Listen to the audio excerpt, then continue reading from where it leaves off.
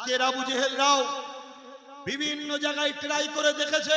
আমার ভারতবর্ষ আমরা দেখছি বিভিন্ন জায়গাতে মুসলিম ঘরের ছেলেদের ঘরে বিভিন্ন স্লোগান দিয়ে তাদেরকে জোর করে ইসলাম থেকে সরাবার চেষ্টা চালিয়েছে। এরপরও আমাদের ঘরের যুবকরা জান দিয়া পছন্দ করেছে তাওহীদ রিসালাত ছাড়া অন্য অবৈধ স্লোগান তারা দেয়নি। জোরে বলুন সুবহানাল্লাহ। আমাদের এই ঢোলার হাটের এলাকায় আবু সিদ্দিক নামে জন ছেলেটাকে থানার মধ্যে নিয়ে গিয়ে সন্ত্রাসীরা পিটিয়ে পিটিয়ে মেরেছে। তথাপি আমার ভাইয়ের জবান থেকে ইসলাম তাওহীদ রিসালাতকে বার করতে পারেনি। জোরে বলুন সুবহানাল্লাহ। আজকের এই জালিমরা, আজকের ইসলাম বিদ্বেষীরা, আজকের এই গুস্তাখের রাসূলরা, আজকের ইসলামের দুশমনেরা এই নতুন একটা পরিকল্পনা করেছে। ওই পরিকল্পনা হলো আমাদের ভেতর থেকে আমাদেরকে হারাম খাইয়ে ক্ষতি করে দিবে। আবেরা নওজওয়ানেরা ইসলাম ছিল, আছে, থাকবে, কিয়ামত পর্যন্ত ইসলাম থাকবে। ইসলাম যেদিন আল্লাহ পাক চাইবে সেদিন আল্লাহ পাক উঠিয়ে নেবে। এ নওজওয়ানেরা যুগে যুগে যুগে ইসলামকে ক্ষতি করার জন্য একদল জালিমরা অনেক চেষ্টা করেছে। মনে রাখবেন, অনেক কষ্ট করে দিন ইসলাম এসেছে। এই ইসলামের ক্ষতি তোমার আমার দ্বারা যেন না হয়ে যায়।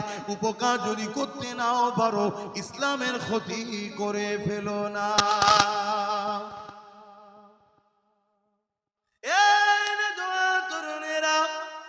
আল্লাহ নবী নবী দয়ার নবী যখন ন্যায়ের কথা, সত্যের কথা, ইনসাফের কথা, মানবতার কথা, প্রেমের কথা, ভ্রাতৃত্বের কথা, ন্যায়ের কথা, গরিবের অধিকারের কথা, এতিমের অধিকারের কথা, বিধবার অধিকারের কথা, তাওহীদের কথা, এই দুনিয়া জমিনে নবী আমার যখন প্রচার করতে লেগেছে, সঙ্গে সঙ্গে আমার নবী পাকের বিরুদ্ধে লেগে গেল আবু জেহেল, উতবা, সাইবা, আবুল আহাব। তারা আমার নবী পাককে বিভিন্ন দিক দিয়ে রুখার চেষ্টা করছে, কিন্তু কোনো দিক দিয়ে আমার নবী পাককে রুখতে পারছে না।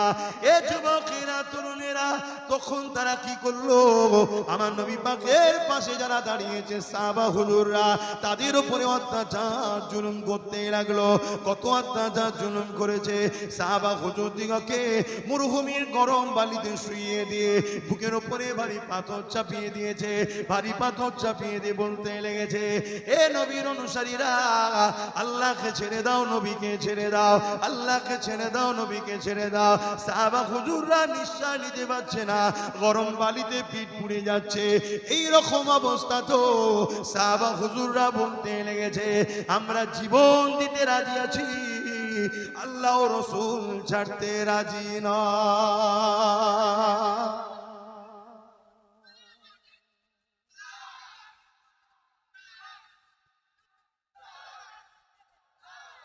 কথাগুলো মন দিয়ে বুঝবেন। আজকেও আবু জেহেল আছে না নাই? আজকেও এজিদ আছে না নাই? সেদিনের আবু জেহেলরা আমার নবী সাহাবাদেরকে শুলিতে চড়িয়েছে, ফাঁসি দিয়েছে, নানান ভাবে রডকে গরম করেছে, অত্যাচার করেছে, ঠোঁটে ছ্যাঁকা দিয়েছে। তথা প্রিয় রাসূলের সাহাবাদের দিল থেকে ঈমানকে বার করতে পারেনি। জোরে বলুন সুবহানাল্লাহ। আজকের আবু জেহেলরাও বিভিন্ন জায়গায় ট্রাই করে দেখেছে। আমার ভারতবর্ষ আমরা দেখছি বিভিন্ন জায়গাতে মুসলিম ঘরের ছেলেদের ঘরে বিভিন্ন স্লোগান দিয়ে তাদেরকে জোর করে ইসলাম থেকে সরাবার চেষ্টা চালিয়েছে। এরপরও আমাদের ঘরের যুবকরা জান দিয়া পছন্দ করেছে তাওহীদ রিসালাত ছাড়া অন্য অবৈধ স্লোগান তারা দেয়নি। জোরে বলুন সুবহানাল্লাহ। আপনাদের এই ঢোলার হাটের এলাকায় আবু সিদ্দিক নামে জন ছেলেটাকে থানার মধ্যে নিয়ে গিয়ে সন্ত্রাসীরা পিটিয়ে পিটিয়ে মেরেছে। তথাপি আমার ভাইয়ের জবান থেকে ইসলাম তাওহীদ রিসালাতকে বার করতে পারেনি। জোরে বলুন সুবহানাল্লাহ। আজকের এই জালিমরা, আজকের ইসলাম বিদ্বেষীরা, আজকের এই গুস্তাখের রাসূলরা, আজকের ইসলামের দুশমনেরা এই নতুন একটা পরিকল্পনা করেছে। ওই পরিকল্পনা হলো আমাদের ভেতর থেকে আমাদেরকে হারাম খাইয়ে ক্ষতি করে দিল। কি ওয়াজ করব বলেন না, এখনো যদি কথা আপনারা বলেন আমি এরা কি প্ল্যান করেছে নাকি? আমি তো বলছি যে যেখানে আছো সেভাবে থাকো, লড়ালড়ি করতে হবে না। মন দিয়ে শোনো, এ দুনিয়া চিরস্থায়ী নয়। দুশ্মনকে চেনো, বন্ধুকে চেনো। দুশ্মন যদি চিনতে না পারো, বন্ধু যদি চিনতে না পারো, মুনাফিক যদি চিনতে না পারো, তুমি শুধু দুনিয়াতে ক্ষতিগ্রস্ত হচ্ছ তা নয়, তোমার আখিরাতটাও বরবাদ হয়ে যাবে। তাই তোমার নবীর বংশের আওলাদ হিসাবে, তোমার নবীর খানদান হিসাবে তোমাদেরকে ভালোবাসি, তাই বুঝাবার চেষ্টা করছি। মন দিয়ে শোনো, মনে রেখে দিও, যুগে যুগে আমাদেরকে, সে বদরে হোক, ওহুদে হোক, তাবুকে হোক, খাইবারে হোক, মোতাই হোক, আর হিন্দুস্তানের গরিবের নওয়াজ হোক, আমাদের মোকাবেলা যারাই করেছে আমাদের কাছে তারা পরাজিত। ডাইরেক্ট মোকাবেলায় কখনো পারেনি। জোরে বলুন সুবহানাল্লাহ, আরো চিৎকার দিয়ে বলুন সুবহানাল্লাহ। নারী দিবে। আমাদের হাতে কখনো অস্ত্র ছিল না, আমাদের হাতে কখনো ম্যান পাওয়ার ছিল না, আমাদের হাতে কখনো ম্যান্ডেট পাওয়ার ছিল না। এরপরও তারা পরাজিত হয়েছে। কিসের পাওয়ারে দিয়ে আমরা জিতেছি? তারা রিসার্চ করে দেখেছে মুসলমানদের অন্তরে সবুজ গম্বুজ আমেনার লালের সঙ্গে যে মহাব্বত, এই মহাব্বত এদেরকে আল্লাহ সাহায্যে বাঁচাই। জোরে বলুন সুবহানাল্লাহ, আরো চিৎকার দিয়ে বলুন সুবহানাল্লাহ। তাই বড় প্ল্যান করে দুই দিক দিয়ে আমাদেরকে শেষ করার চক্রান্ত চলছে। এক দল আলেম উলামার লেবাসে আমার নবী শান মর্যাদা ইজ্জত আবরু আজমাত আমাদের থেকে বার করার প্ল্যান চলছে। আর এক দিক দিয়ে আমাদেরকে দানের নামে, ভিক্ষার নামে, ভাতার নামে হারাম অর্থ খাইয়ে আমাদেরকে বেঈমান বানাবার চেষ্টা করছে। মনে রাখবেন, মুসা আলাইহিস সালাম তুর পাহাড়ে গেছে, আল্লাহর সঙ্গে কথা বলবে বলে যাচ্ছে। পাহাড়ের নিচে একজন কাঁদছে খুব। মুসা আলাইহিস সালামকে সে সালাম দিল, দিয়ে বলছে, হুজুর আপনি তো তুর পাহাড়ে যাচ্ছেন, আমার জন্য একটু দোয়া করবেন। আল্লাহর কাছে আমি অনেক দোয়া চাইছি, আমার দোয়া কবুল হচ্ছে না। মুসা আলাইহিস সালাম বলছে, কতদিন চাইছো? বলছেন 40 বছর ধরে দোয়া চাইছি, আমার দোয়া কবুল হয়নি। মুসা আলাইহিস সালাম আল্লাহর কাছে গেলেন, গিয়ে বলতে লেগেছে, আল্লাহ 40 বছর ধরে কাঁদছো, দোয়া কবুল করেন না কেন আল্লাহ? আল্লাহ বললেন, মুসা ওর দোয়া আমি কোনোদিন কবুল করব না। কারণ কি? আল্লাহ বললেন, মুসা রে ও হারাম খায়। শুনছেন? কি খায়? হারাম খায়।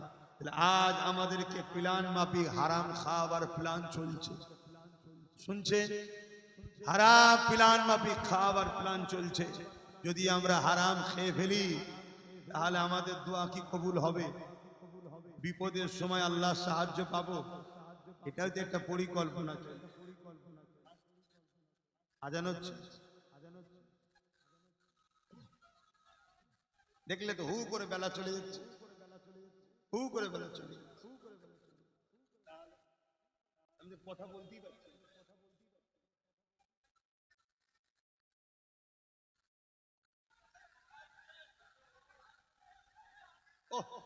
আজান দিচ্ছে বলে আমায় চুপ করিয়ে দিলে, আর নিজেরা কথা বলছো।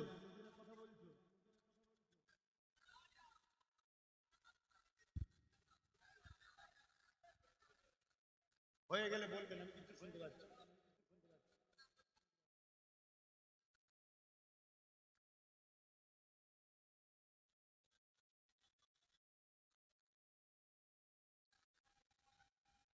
বললাম কি, বাই চান্স একটা মিস্টেক হয়ে গেলে এমনি আমার ভুল ধরার জন্য ঘুরছে বাপ দাদা, বুঝলেন তো? এমনি আমার ভুল ধরার জন্য খুঁজছে। সমাজে অনেক মৌলী সাহেব আছে, তারা জালিম অত্যাচারী নেতাদের টাকা নিয়ে আমার পিছনে লেগে যাই, দেখেন পড়ে যাচ্ছে, পড়ে যাচ্ছে ভিড়ের চোটে। হবে বলেন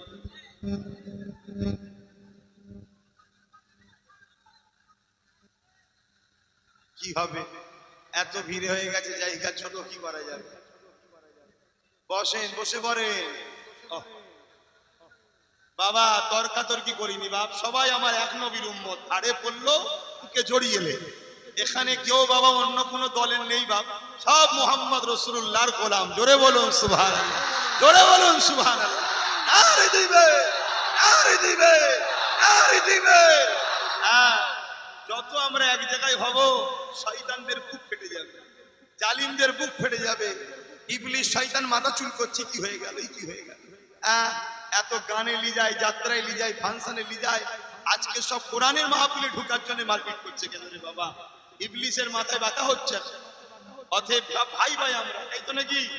অতএব খাড়ে পড়ে গেলে, ঠেলাঠেলি হয়ে গেলে খবরদার মিজাজ নেবে না। এটা নবীর মাহফিল এসেছে, খাতরাই পড়ে যেতে পারো। কথা বুঝেছো? তোমারই তো ভাই, তোমারই তো নবীর উম্মত, জান্নাতে ঢোকার জন্য এরকম ভিড় হচ্ছে। এটা কি খুশির কথা নয়? এটা কি জান্নাতের জায়গা না জাহান্নাম? জান্নাতে ঢোকার জন্য ঠেলাঠেলি হচ্ছে, এটা আল্লাহর শুকরিয়া, এটা আল্লাহর শুকরিয়া যে আমাদের যুবকরা আজ জাহান্নামীদের থেকে দূরে সরে এবার জান্নাতের কাতারে ভিড় করছে। জোরে বলুন সুবহানাল্লাহ, আরো জোরে বলুন সুবহানাল্লাহ। এ দুনিয়া চায় আমাদেরকে গানে নিয়ে যাবে, এ দুনিয়া চায় আমাদেরকে ফাংশনে নিয়ে যাবে, এ দুনিয়া চায় আমাদেরকে সিনেমা, যাত্রা, জুয়া, নাচ গানে নিয়ে যাবে। সেসব জায়গা থেকে মুখ ফিরিয়ে এই মুহূর্তে আমাদের যুবকরা এমন একটা জায়গায় এসেছে, এমন একটা জায়গায় ঢোকার জন্য চেষ্টা করছে।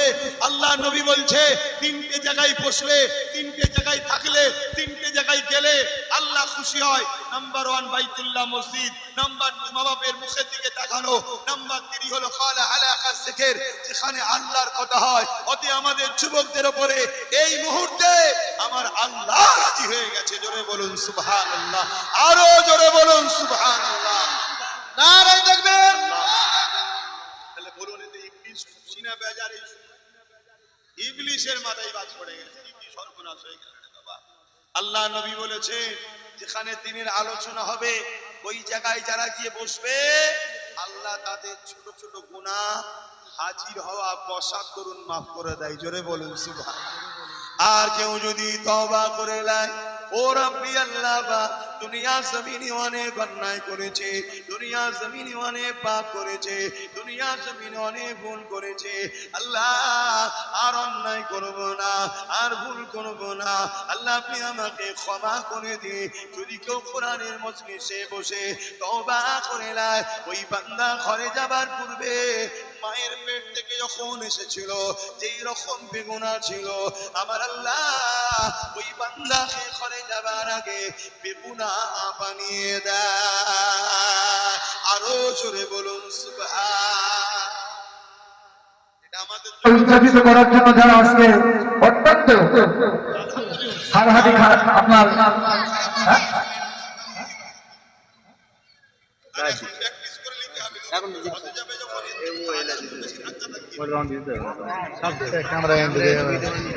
ভাই আপনারা ঘোরাফেরা করছেন, বাইরে ভাই আপনারা ঘোরাফেরা করবেন না।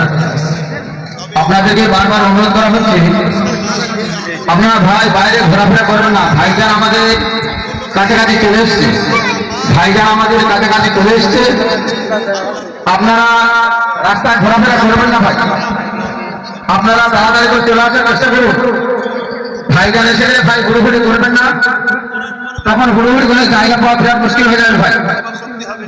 তাই একজন আলেমের কাছে গেছে, যে বলছে ভাই আমি 99টা খুন করেছি, আমি তওবা করতে চাইছি, আল্লাহ কি মাফ করবে?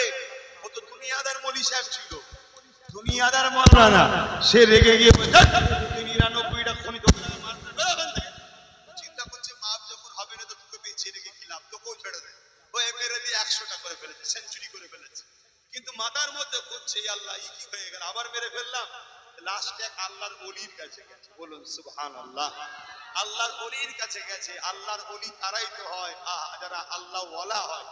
আল্লাহর ওলির কাছে গেছে, আল্লাহর ওলিরা দয়ালু হয়।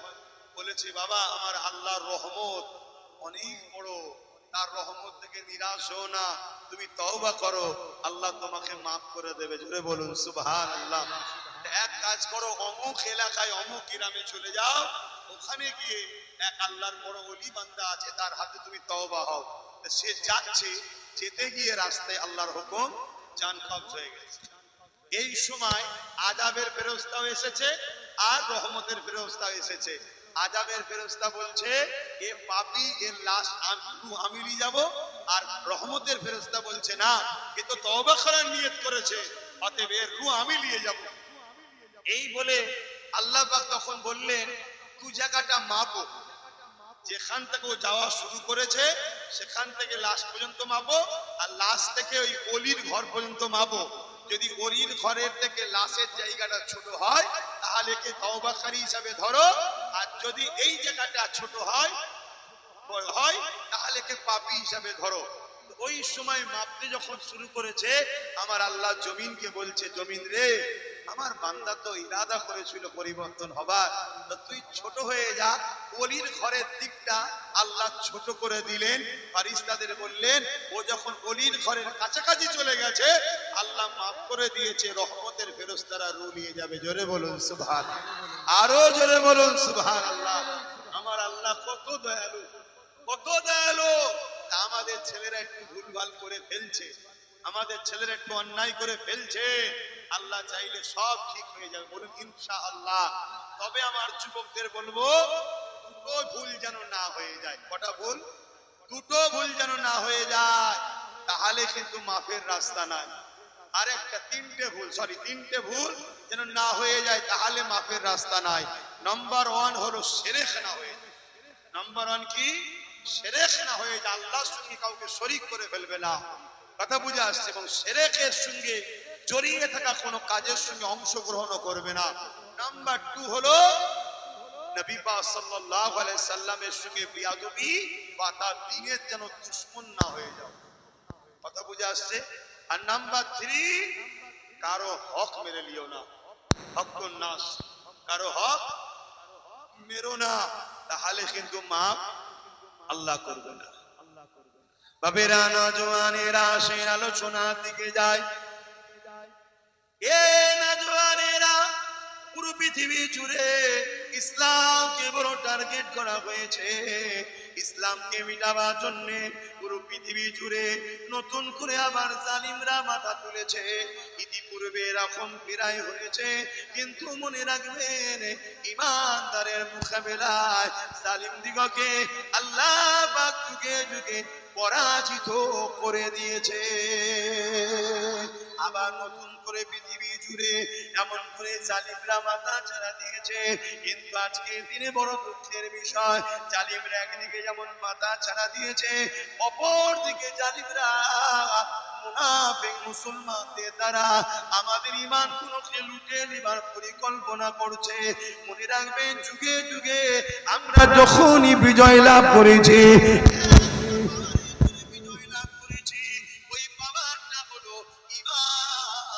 পাওয়া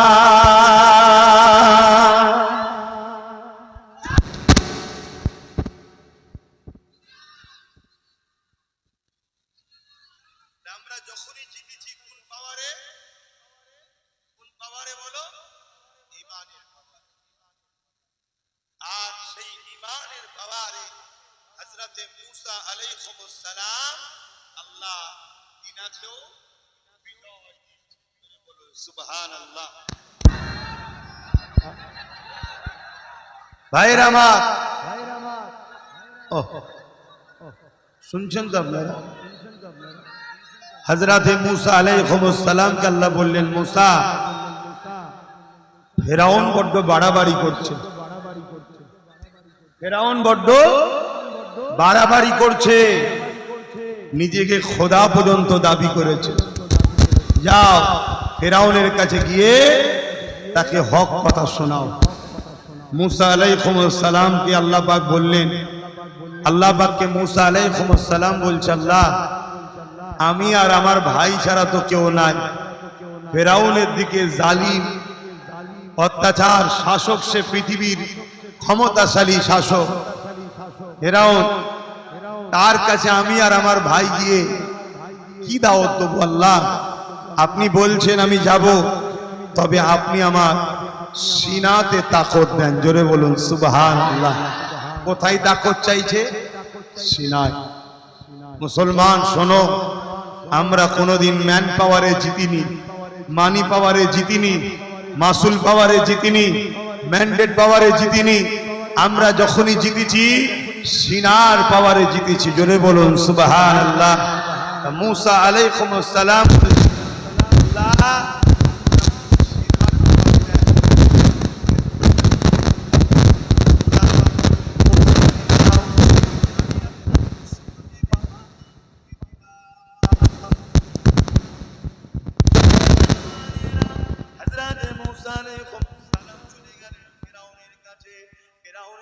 যাবার পরে ওই ফিরাউনকে ন্যায়ের কথা বলতে লাগলো, ইনসাফের কথা বলতে লাগলো, তাওহীদের কথা বলতে লাগলো।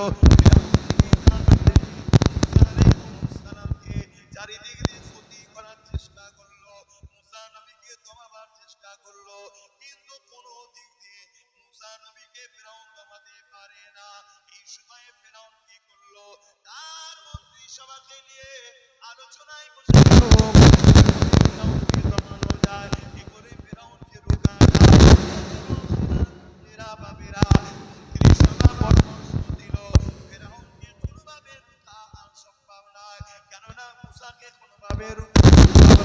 কেননা মুসা আসমানি পাওয়ারে লড়তেছে। আরো জোরে বলুন সুবহান। যুগে যুগে যুগে আজকের ফিরাউন যারা রয়েছে তারা আমাদেরকে হারাতে চায়, আমাদেরকে মিটাতে চায়, কিন্তু তারা জানে কোনোভাবে আমাদেরকে মিটানো সম্ভব নয়, কোনোভাবে আমাদেরকে শেষ করা সম্ভব নয়। যদি আমাদের জান চায়, আল্লাহ রসুলের বিনিময়ে আমরা জান দেওয়া পছন্দ করি, আল্লাহ রসুলকে ছাড়ব না। এই জন্য আজকের ফিরাউনেরা বড় প্ল্যান পরিকল্পনা করেছে। ওই প্ল্যান পরিকল্পনা হলো আমাদেরকে গান দিয়ে ভুলিয়ে দাও, আমাদেরকে যাত্রা দিয়ে আল্লাহ ভুলিয়ে দাও, আমাদেরকে ফাংশন দিয়ে আল্লাহ থেকে সরিয়ে দাও, আমাদেরকে আরাম খাদ্য খাইয়ে আল্লাহ থেকে সরিয়ে দাও। এ যুবকেরা, তরুণেরা, বাবেরা, এই খেয়াল করে দেখবেন মুসলিম অধ্যুষিত এলাকায় বড় প্ল্যান মাফিক মেলা দেওয়া হয়, মুসলিম দোকান করা হয়, মুসলিম এলাকা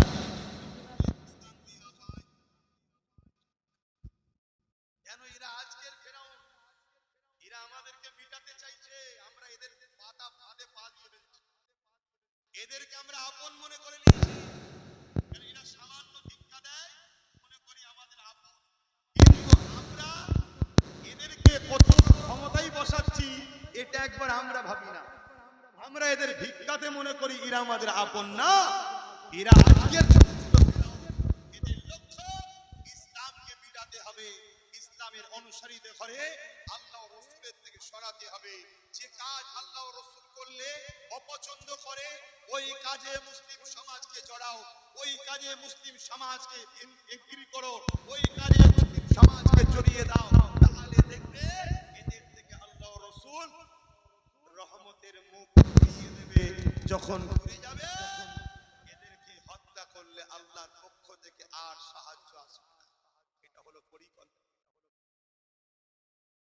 এ যুবকেরা, তরুণেরা, তাই বলে দিয়ে যান, ফিরাউন যখন এই খবরটা শুনলো মুসাকে কখনো হারানো সম্ভব নয়, ওই সময় ফিরাউন বন্দী করলো, আমি তাহলে এমন করে জাদুকরদের নিয়ে আসবো। 70,000 জাদুকর নিয়ে এসেছে। ফিরাউন নমন করে মুসা আলাইহিস সালামকে হারাবে বলে 70,000 জাদুকর জড়ো করেছে। ওই 70,000 জাদুকরকে ফিরাউন খাওয়া দাওয়া করিয়েছে। ওই 70,000 জাদুকরকে ফিরাউন অনেক অর্থ দিয়েছে, দিয়ে মুসা নবীর মোকাবেলায় লাগাবার জন্য তাদেরকে প্রস্তুত তৈরি করেছে।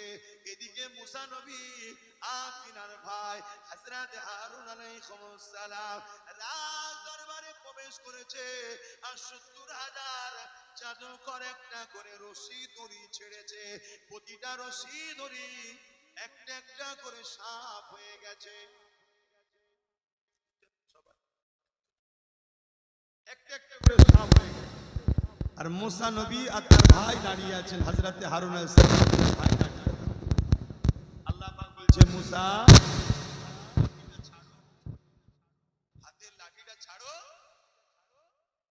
ছেড়েছে বিশাল বড় একটা অজগর সাপ আল্লাহ করে দিয়েছে। জোরে বলুন সুবহান।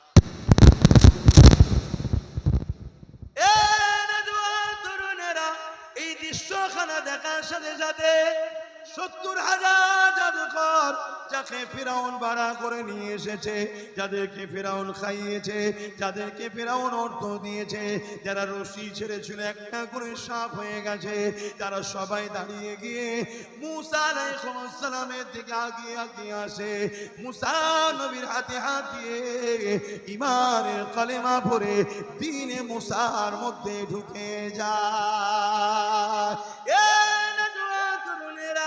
এই দৃশ্যখানা দেখার পরে ফিরাউন বলতে লেগেছে, হায়রে তোদেরকে আমি অর্থ দিলাম, তোদেরকে আমি খাওয়ালাম, তোদেরকে আমি পুরো কন্যা ভাড়া করে নিয়ে আসলাম, তোরাও রশি ছাড়লি, দড়ি ছাড়লি, একটা করে সাপ হয়ে গেল, কেন তোরা মুসার দিকে চলে গেলি? তোদের রশিও সাপ হয়েছে, মুসার লাঠিও সাপ হয়েছে। ওই 70,000 জাদুঘর বলতে লেগেছে, এ ফিরাউন শুনে রেখে দাও, আমরা রশি ছেড়েছি সাপ হয়েছে, কিন্তু মানুষ দেখছে সাপ হয়েছে, রশি রশি রয়েছে, দড়ি দড়ি রয়েছে। জাদু কখনো পরিবর্তন হয় না, মানুষের চোখকে ধোকা দেওয়া হয়। কিন্তু মুসা যে লাঠিটা ছেড়েছে, ওই লাঠিটার লাঠি নাই, সত্যিকারেরই একটা সাপ হয়ে গেছে। আরো জোরে বলুন সুবহান আল্লাহ। তাহলে জাদু আর মুজিজা এক না আলাদা? জাদু লোকের চোখকে ধোকা দেয়, অরিজিনালই থাকে, কিন্তু মুজিজা কি? মুজিজা নবীদের দ্বারা হয়, যেটা সম্পূর্ণ আল্লাহর ক্ষমতায় চেঞ্জ হয়ে যায়। জোরে বলুন সুবহান। 70,000 জাদুকর ঈমানের কলেমা পড়ে ফিরাউনের কাতা ছেড়ে দিল। আজকের দিনও চাইছে একদল লোক ইসলামকে মিটাবার, নবীর দিনকে মিটাবার, রসুলের উম্মতদের ঘরে ভুল রাস্তায় নিয়ে যাবার, কিন্তু আমার আল্লাহ তিনি দয়াময়, দয়া করে ইসলামকে আগেও হিফাজত করেছেন, আজও হিফাজত করছেন। জোরে বলুন সুবহানাল্লাহ। কিন্তু আজকের জালিমদের প্ল্যান পরিকল্পনা একটু ভিন্ন হয়েছে, তারা আজকে আমাদেরকে প্রথম ভেতর থেকে শেষ করে দিচ্ছে। প্রথম ভেতর থেকে খাদ্য খাইয়ে হোক, খারাপ রাস্তায় নিয়ে যেয়ে হোক, ভুল কাজে জড়িয়ে হোক, আমাদেরকে ভেতর থেকে শেষ করে ফেলছে।